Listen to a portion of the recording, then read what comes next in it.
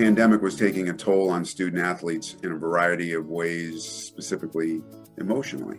One of the things we wanted to do was find a way to help them cope with a variety of issues and stressors that have been presented during this pandemic.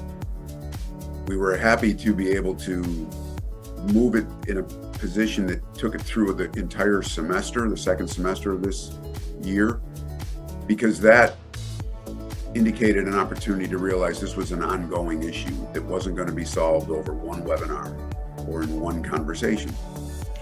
This topic of mental health awareness is really important for everybody, but specifically for athletes. So our goal in doing this was really to support athletes where they are at.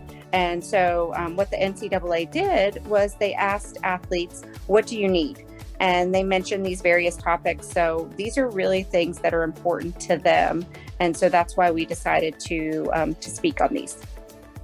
During our 4-part series, we started off in January with starting off on the right foot, where we talked about how to lay the foundation for success going forward. In February, we moved into looking at a deeper look at mental health. We talked about some common diagnoses that we see among our college students and what that might look like and how to deal with those. In March, we talked a little bit about finding and keeping your motivation, having balance, balancing all the things. And then in April, we talked about finishing strong, finals, how to be successful in finals, and then beyond, and how to navigate some of the transitions that college students are navigating at this time. So I believe that the topic of mental health is so important because of the weight that it holds, but it's often overlooked, and it plays a huge role in physical health as a student athlete, and it can really affect sport performance and classroom performance. And it's almost treated as this taboo subject, which it shouldn't be, considering that we all have mental health and that it should be addressed and recognized. And again, being given the opportunity to attend these seminars and to engage with others and gain more information about that in different perspectives was extremely helpful. So some expectations I had, both from the presenters and myself throughout this series.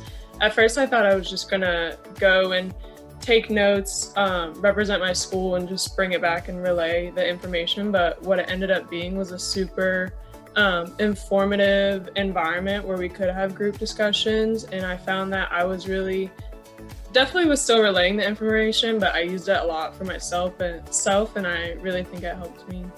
The intent was to hope that the information that we shared on a Thursday night, for example, could then be brought to each of our 18 different conference members on their campuses, within their SACs, or within their teams. So the idea was that it was kind of like a concentric circle. We would start with some information that could be shared individually, but then we would branch out within the family of the USA South to include each student athlete in their own teams or within their own organizations. What I hope that this series would do to assist my fellow student athletes moving forward, I hope to use the tools and knowledge that I got from this webinar and relay it to them the best way I could. And one way I did that was by making a newsletter that summarized everything that we talked about, using the information and the resources from the webinar. And I really think that it opened people's eyes, because some people didn't even know that we had therapists on campus. So I really thought this was such a beneficial thing to do. And even if it just helps one person, I think it's very important to do. I hope to take everything that they gave us in these presentations and apply it to my own mental health if I hadn't already. And I believe that all of the concepts that were talked about are extremely important, especially as a student athlete. And in terms of student athletes at my institution, I really hope that this series can offer a sense of comfort, because being virtual and not experiencing a season can be extremely hard mentally. And this series really shed light on the different strategies and practices that can be done to combat that. And it could even draw all of our teams closer together with the bond that we can form with this shared experience. What we hope that our participants got from this series of webinars is some ideas that they can take moving forward, whether it be coping skills, whether it be just knowledge from other people, or whether it be just something about realizing that they are not alone, that we are all going through different things in our life. And there's nothing wrong with learning more about those things. And there's nothing wrong with seeking support for mental health and looking at it as a big picture thing. Because just like we seek support for physical health and desire to take care of our body in regards to that, we also need to take care of our whole being and mental health as well. In addition to giving some ideas, giving some things to carry home, one of the things that we really wanted to do is give an opportunity to create conversations around mental health, because in doing this, we're going to decrease the stigma. And that is always our goal as therapists. I'd like to thank Carly and Catherine for their expertise, their guidance, and their care for our student athletes. Our hope is that even if we only touched one student athlete, we had the opportunity to impact their lives.